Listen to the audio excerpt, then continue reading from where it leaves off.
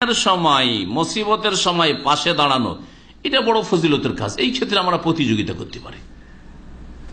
নবী সাল্লাল্লাহু আলাইহি ওয়াসাল্লাম বলেছেন, ওয়া মান ইয়াসসারা আলা মুসির, যদি কোনো কষ্টে লিপ্ত, বিপদে লিপ্ত ব্যক্তির বিপদকে কেউ যদি হালকা করে দেয়, সহজ করে দেয়, ইয়াসসারাল্লাহু আলাইহি ফিদ দুনিয়া ওয়াল আখিরাহ, তাহলে তার আল্লাহ পাক রব্বুল আলামিন তার দুনিয়া আখিরাতের বালা মুসিবতকে আল্লাহ পাক আসান করে দিবেন, সহজ করে দিবেন।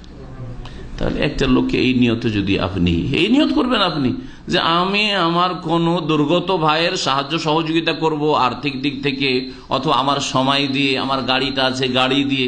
অনেক ভাইয়েরা আছেন তাদের গাড়ি নেই, হয়তো অনেক ফ্যামিলি আছে তাদের গাড়ি নেই, হয়তো আপনার পাশে প্রতিবেশী আপনি, আপনার গাড়ি আছে, জানেন যে ওর ছেলে মেয়ে অসুস্থ আছে বা ওর স্ত্রী অসুস্থ আছে, হাসপাতালে যেতে হবে, ডেলি তাকে যদি পয়সা দিতে হয় 50,000 করে, তার জন্য কষ্টকর, বেতন সেতন হয়তো অল্প, আপনি তাকে অফার করলেন যে ভাই আমার গাড়ি আপনার খেদমতে রেডি আছে, যে কোনো সময় বলবেন যাওয়া লাগবে, চলেন। এমন কিছু না, 10 মিনিট 15 মিনিট হয়তো সার্ভিস দিলেন, কত যে নেকি পেয়ে গেলেন। আল্লাহ আপনার বালা মুসিবত দুনিয়ারও দূর করবেন আর আখিরাতের বালা মুসিবত দূর করবেন। এইরকম বহু পদ বেরিয়ে আসতে পারে।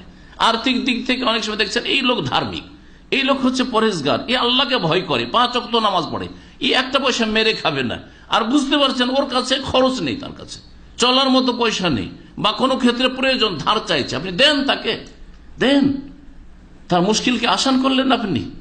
বিশেষ করে যদি খাওয়া দাওয়ার তার সংকট থাকে, খাওয়া খরচ তার কাছে নেই, 2 মাস 3 মাস ধরে তার চাকরি নেই, এইরকম অবস্থায় আছে, অনেকে এইরকম অবস্থায় আছে, ঋণগ্রস্ত আছে, ঋণের কারণে তার মানহানি হচ্ছে, তাকে লাঞ্ছিত করা হচ্ছে, তাহলে তার বালা মুসিবতকে দূর করেন।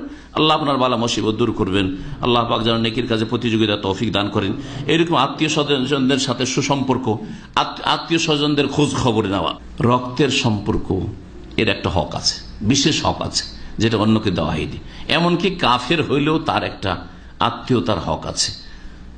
বাপ যদি মুশরিকও হয়, বেনামাজি হয়, মা যদি মুশরিকাও হয়, তারপরেও তার সাথে খারাপ আচরণ করা যাবে না, এটা ইসলাম শিখিয়েছে।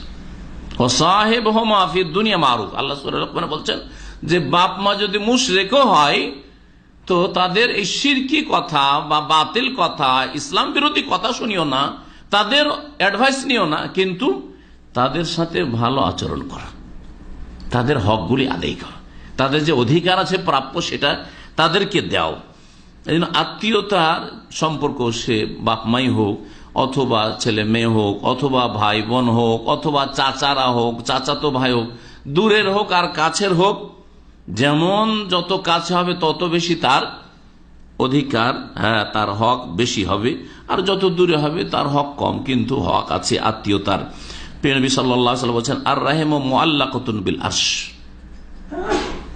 এই যে আত্মীয়তার সম্পর্ক, রাহিম আরশ ধরে দাঁড়িয়ে গেল, দিয়ে আল্লাহ রাব্বুল আলামিনের কাছে দরখাস্ত করলো যে হাযা মাকামুল আইযু বিকা মিনাল কাতিয়াতি, আল্লাহ এটাই হচ্ছে আশ্রয় নেওয়ার জায়গা, যেন এই আত্মীয়তার সম্পর্ক কেউ বিচ্ছিন্ন না করে, আমার সাথে খারাপ আচরণ না করে, আমি যে আত্মীয়তার সম্পর্ক। তখন আল্লাহ পাক রব্বুল আলামিন এই আত্মীয়তার যে বন্ধন রয়েছে তাকে বললেন, মান ওয়াসালানি মান ওয়াসালাকে ওয়াসালাহুল্লাহ, তোমাকে যদি কেউ মিলিয়ে নেয়, তোমার এই আত্মীয়তার সম্পর্ক যদি ঠিক রাখে, তাহলে আল্লাহ তাকে তার সাথে মিলিয়ে নেবেন, অর্থাৎ আল্লাহর সাথে তার সম্পর্ক থাকবে। আর কেউ যদি আত্মীয়তার সম্পর্ক ছিন্ন করে, তাহলে কাতাহুল্লাহ, আল্লাহ তাকে ছিন্ন করে দেবেন, তার রহমত থেকে দূরে সরিয়ে দেবেন। এই হাদিস বুখারীতে রয়েছে, মুসলিমে রয়েছে। এইরকমই